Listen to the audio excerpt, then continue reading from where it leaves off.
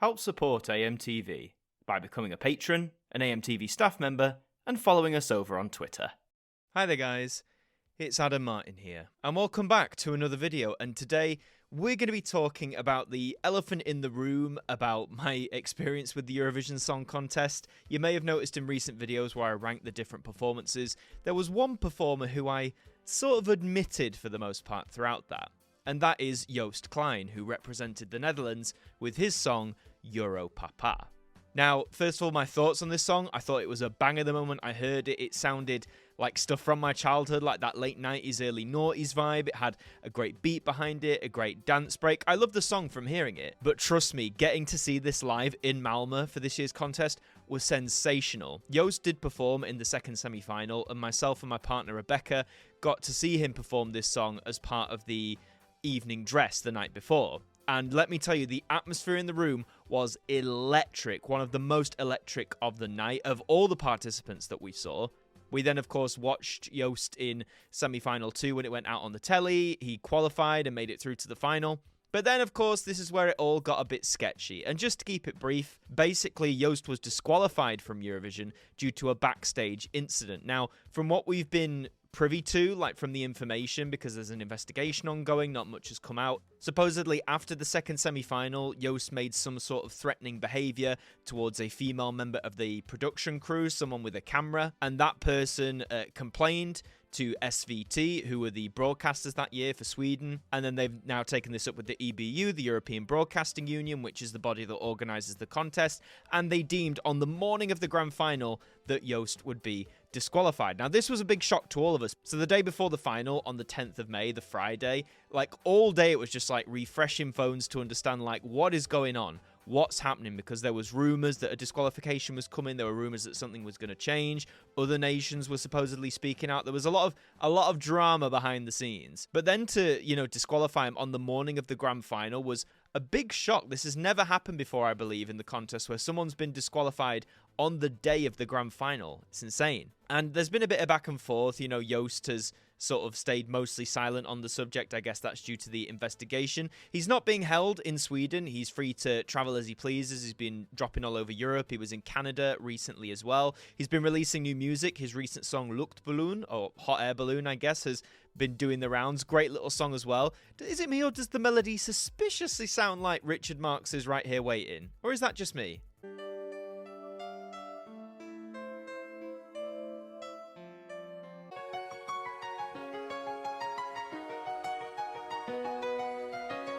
So this is the initial thing. A complaint has been filed against JOOST KLEIN. It is still not entirely clear what that complaint is about. The police do say that it concerns an incident that took place on Thursday evening, which was the night of semi-final 2, with a female TV employee. The complaint was filed yesterday. The case has now been passed on to the public prosecutor. That will determine what will happen to it. The settlement of the case could take weeks. So that was the initial thing, and when I'm talking about this thing that happened backstage, that is indeed being handled by a public prosecutor in Sweden.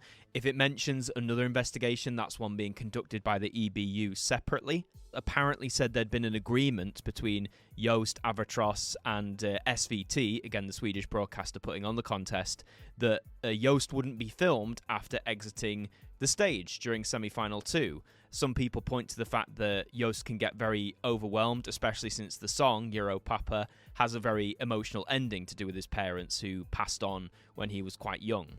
So they're alleging that an agreement had been placed that he wouldn't be photographed, filmed, whatever you want to call it, and that then supposedly this did happen, which led him to become frustrated and thus make this threatening action. But yes, I just wanted to preface what we're going to talk about, the news statement today from AVROTROS, with this just sort of outlining what the initial situation was.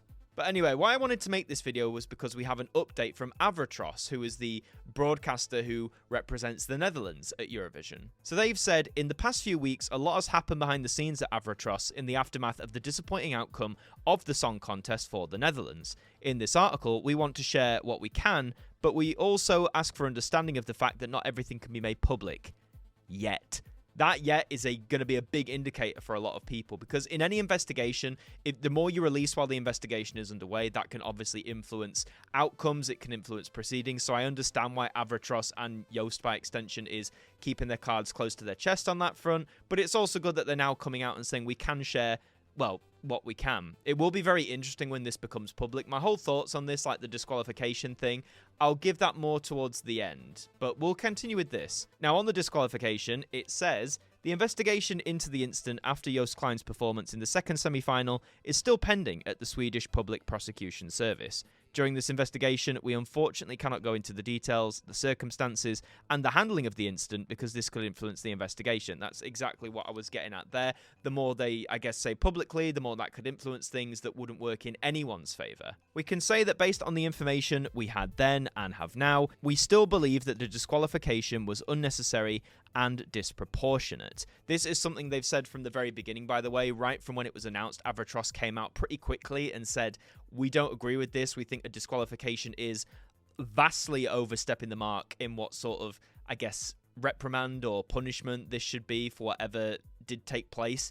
It's also key to mention, as far as I've seen, the person who lodged the complaint, the woman, hasn't made any sort of public statements about this, which of course they are entitled to. I'm not saying they have to be as forward in the media as JOOST or AVROTROS are. It's completely their right to submit the complaint. They may want to remain as, like, I guess, sort of anonymous as possible. They don't want the media scrutiny. I fully appreciate and understand that. So on the investigation itself by the European Broadcasting Union, it says, AVROTROS, like other participating countries, has received a request from the EBU to cooperate in an investigation. We have decided to cooperate with this with the necessary caveats. AVROTROS believes that a broader, more in-depth and truly independent investigation is needed to address structural problems. So this is more addressing the contest itself, because aside from JOOST, there were a lot of other problems. I'm going to save maybe talking about that for another video because it ties in with the experience me and Rebecca had and just the contest as a whole. But I'm sure you're aware there were other things going on that year, other dramas, other issues that were raised, other controversies. And it seems the EBU has launched an investigation into practically all of it and has asked AVROTROS, as being one of the broadcasters, one of the delegations to raise these issues, to cooperate. Not only organisation in Malmö and the EBU, but also the role and mandate of the reference group, the Committee of Delegated Participating Countries, the rules, procedures and appeal possibilities in the event of complaints, and the increased pressure on the artist and delegations in the run-up to and during the song contest should be the subject of investigation by a recognised and independent research agency. Now, from what I've read, I believe the reference group, yes, it is sort of commissioned by the EBU. I'm not quite sure how independent, quote-unquote, they are from that body itself. I think having an independent research thing into most cases is always a good thing. You know, you eliminate as much bias as you possibly can. Appeal possibilities in the event of complaints is an interesting one, because you'd like to think there is a sort of system like that, or at least, you know, something in the works, because AVROTROS have said also that when this complaint was lodged after the second semi-final, so 2 nights before the grand final, that they had, you know, meetings with the EBU, and I believe they have said previously, you can find it online, where they have said that after those meetings, we were confident that a disqualification wasn't even on the table, heavily implying that in these meetings, the EBU gave them no indication that a disqualification was coming, only for one to land on the doorstep the following day. And in terms of the future, which is perhaps what fans will be reading with the most interest, the Eurovision Song Contest was created to connect countries and peoples through music and to encourage mutual brotherhood. This should be the starting point for the organisers and all participating countries. Until AVROTROS is confident that structural adjustments will be made to the artists and their musical message back in the centre, we will keep participation in the Eurovision Song Contest under consideration. That is a big one. So they're saying they're keeping it in mind. They're not saying they're withdrawing, but they're not saying they're definitely coming back either. It all sort of hinges, mostly depends on what's going to happen going forward. Now, with the disqualification of JOOST, I think, you know, if, say, that comes out and he has done something wrong, if they find him guilty, is that going to prevent AVROTROS from returning in the future? I don't think so. I think the broadcaster in that case would want to come back if the other issues were met. They might face, I don't know, because the broadcaster is linked with them, I guess they're sort of responsible for JOOST and their actions. They may face, like, I don't know, just I'm throwing out ideas here. It might be like a 1-year suspension or something like that. We don't really know. I don't think we've really had a situation like this before that escalated this quickly and so close to the big day, as it were, of the contest. But their withdrawal would be concerning because the Netherlands, in terms of their participation and the money they contribute, they are one of the largest providers. They're not in the big 5, the ones who automatically get that place in the final because they pay the most money, but they are a big financial contributor. And without them, it means that the fees for the other countries is going to go up. And if that happens, some of the smaller countries, the less wealthy countries, may not want to or may not even be able to take part. There's already a rumor mill going around that Czechia may not participate next year. This isn't confirmed. All we've had is one of the team from the broadcaster say a decision's already been made, but they haven't said which way.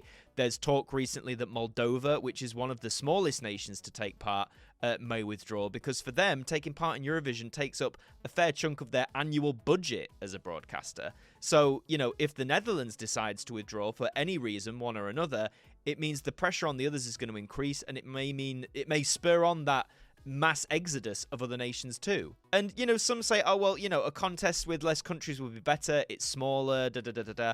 But I think the joy of Eurovision, especially as it's expanded in the 21st century, is just the amount of countries that have been able to take part. I think that's one of the many joys of it. So to have a max exodus, I mean, 37 this year was already pretty low compared to the 2010s, where we were consistently having over 40 nations take part. But, you know, I'm keeping my fingers crossed it doesn't get that much lower. The whole thing with Joost, I mean, I said at the time, like, we haven't been given, I feel, enough information. We've been given the scraps that, you know, he allegedly, I should say, did something threatening. This was out of order. Now, you know, in any organization, especially like myself as a performer, a zero tolerance policy is the right way to go. I've been in situations, I've worked in productions where either conduct between organizer and performer or vice versa was not okay, and those complaints need to be raised and action needs to be taken once clear evidence has been established. I fully agree with that. So I understand them taking action, but I must admit at the time, to jump straight to disqualification